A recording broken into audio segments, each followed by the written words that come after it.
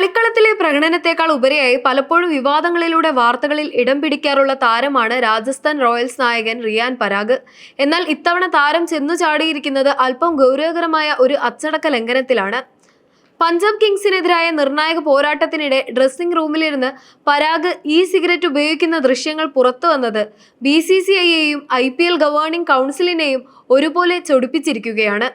ചൊവ്വാഴ്ച മുല്ലൻപൂരിലെ മഹാരാജ യാദവീന്ദ്ര സിംഗ് സ്റ്റേഡിയത്തിൽ വെച്ച് നടന്ന മത്സരത്തിനിടെയാണ് നാടകീയമായ സംഭവങ്ങൾ അരങ്ങേറിയത്. രാജസ്ഥാൻ റോയൽസ് ഇന്നിംഗ്സിന്റെ 16-ാം ഓവർ പുരോഗമിക്കുമ്പോഴാണ് ബ്രോഡ്കാസ്റ്റ് ക്യാമറകൾ ഡ്രസ്സിംഗ് റൂമിലേക്ക് തിരിഞ്ഞത്.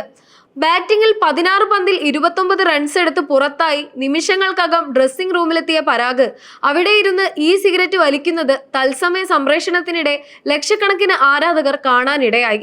നിമിഷങ്ങൾക്കകം ഈ ദൃശ്യങ്ങൾ സമൂഹ മാധ്യമങ്ങളിൽ കാട്ടുതീ പോലെ പടർന്നു.